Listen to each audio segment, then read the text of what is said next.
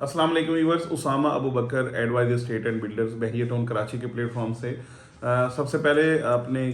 Clients का viewers का हम शुक्रिया अदा करते हैं जिन्होंने हमारी वीडियोस को देखा और अपने कमेंट्स किए और हमें कॉल्स अच्छी खासी कॉल्स आई। ख़ास तौर पे जो मैं बात कर रहा हूँ उस वीडियो की जिसमें हमने बताया कि बहरिया ने एक्सपेंस बढ़ा दिए हैं, बहरिया ने मेंटेनेंस के जो चार्जेस हैं वो बढ़ा दिए हैं, और उसमें हमने दोनों साइड पे जो बहरिया का पॉइंट ऑफ व्यू था, बहरिया के ऑफिस का, वो भी आपसे डिस्कस किया और इसी तरीके से जो रेजिडेंट्स जो सोचते हैं वो भी आप तक पहुंचाया। इसमें हमारे पास मल्टीपल किस्म के जो रिस्पॉन्सेज हैं हमारे क्लाइंट्स की तरफ से आए। आज ये इस वीडियो में मैं ये चीज़ें कुछ डिस्कस करूँगा और साथ में ये अपनी पोजीशन भी क्लियर करेंगे कि हम कहाँ पे बैठे हैं। बेसिकली हमारे पास बहुत सारे क्लाइंट्स की इस हवाले से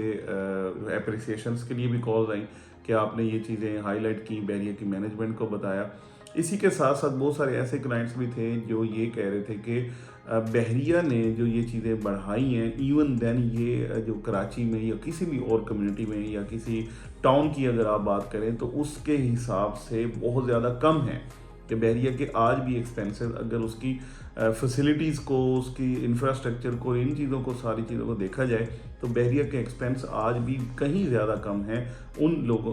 उन एरियाज़ के बनिस्बत जिनमें इतनी अच्छी फैसिलिटीज़ अवेलेबल नहीं है, इतनी अच्छी चीज़ें अवेलेबल नहीं हैं। इवन देन वहाँ पे चार्जेस बहुत ज़्यादा लिए जा रहे हैं। बहुत सारे लोगों ने इसको अप्रिशिएट किया और इसमें उन्होंने कहा कि सही है, बहरिया को ये चीज़ें कम ज़रूर करनी चाहिए, लेकिन डेफिनेटली उसके भी अपने एक्सपेंस है और वो ये चीज़ें लेके चलते हैं। लेकिन मैं अपने जो ख़ास तौर पे बहरिया के रिहायशियों का, जो यहाँ पे रेजिडेंट्स हैं या इवन जो ओवरसीज़ ऐसे लोग हैं जिन्होंने यहाँ पे घर रखे हुए हैं, जो तकरीबन साल में 2 दफ़ा 1 दफ़ा आते हैं और यहाँ पे आके वो अपनी रिहाइश को लेके चले जाते हैं, तो वो उनके लिए उनके तरफ से भी बहुत सारे कमेंट्स आए। गल्फ़ में भी और पूरी दुनिया में, जो आपको पता है कि बहरिया में जो इन्वेस्टमेंट हुई हुई है तकरीबन सारी दुनिया के लोगों की हुई हुई है। उनके डिफरेंट जो थॉट्स आए उसमें पहले मैं ये बात करूँगा जो नेगेटिव थॉट्स थे या नेगेटिव मींस के जो जिन्होंने इसके अगेंस्ट बातें की, वो ये थे कि हमारा अगर विला छोटा है या बड़ा है, हम भी बहरिया को उसी तरीके से यूटिलाइज कर रहे हैं, उन रोड्स को, उन हॉर्टिकल्चर की चीज़ों को या मेंटेनेंस को, जिस तरीके से एक 2 बेड का अपार्टमेंट वाला यूज़ कर रहा है। तो हमारी जो ये मेंटेनेंस की कॉस्ट है वो इतनी ज़्यादा नहीं होनी चाहिए। ये चीज़ इतनी कोई लॉजिकल बनती नहीं है, क्योंकि अगर आपके पास कवर्ड एरिया या अगर आपके पास बड़ी प्रॉपर्टी है तो डेफिनेटली आपको मेंटेनेंस जो है वो बड़ी ही देनी पड़ेगी। तो इस हवाले से मैं ये पहले अपनी पोजीशन वाज़ेह करूं कि मैं बीइंग रिप्रेजेंटेटिव ऑफ बहरिया ये बातें नहीं कर रहा होता आपसे। ये हमारे अपने व्यूज़ होते हैं जो हमारे क्लाइंट्स की तरफ से आते हैं या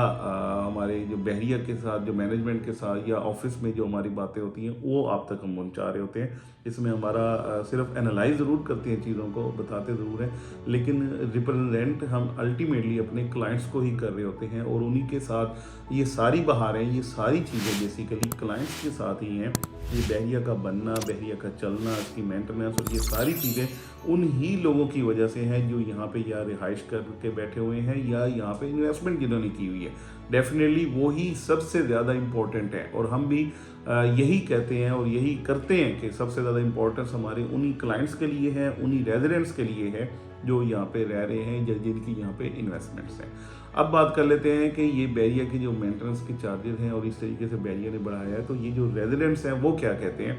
उनमें डिफरेंट कैटेगरीज यहाँ के रिहायशियों की भी हैं और ख़ास तौर पे जो तबका, ख़ास तौर पे मैं बात करूँ कि सैलरीड है,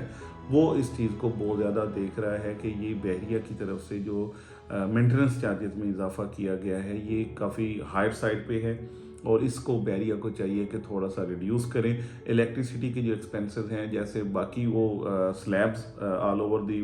कंट्री बने हुए हैं कि कितने यूनिट्स पे क्या रेट लगाया जाए, तो वो ज़रूर ये चाहते हैं कि बहरिया में एक छोटी फैमिली के साथ छोटे कवर्ड एरिया में जो रह रहे हैं उनको आप थोड़ा सा रिलीफ दें। उसी तरीके से जैसे एक पूरे मुल्क में, पूरे पाकिस्तान में होता है कि अगर आपके 100 यूनिट्स हैं या 200 यूनिट्स हैं या जितने भी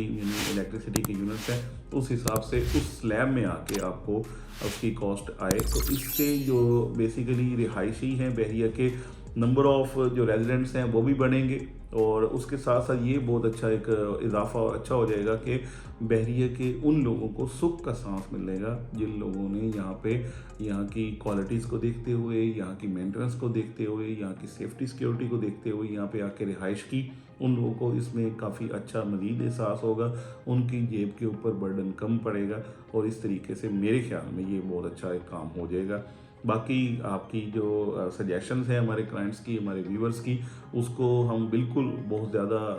इम्पोर्टेंस देते हैं, मुकद्दम रखते हैं, और उसी बेस पे ये सारी चीज़ें होती हैं। हमारा मकसद हमारे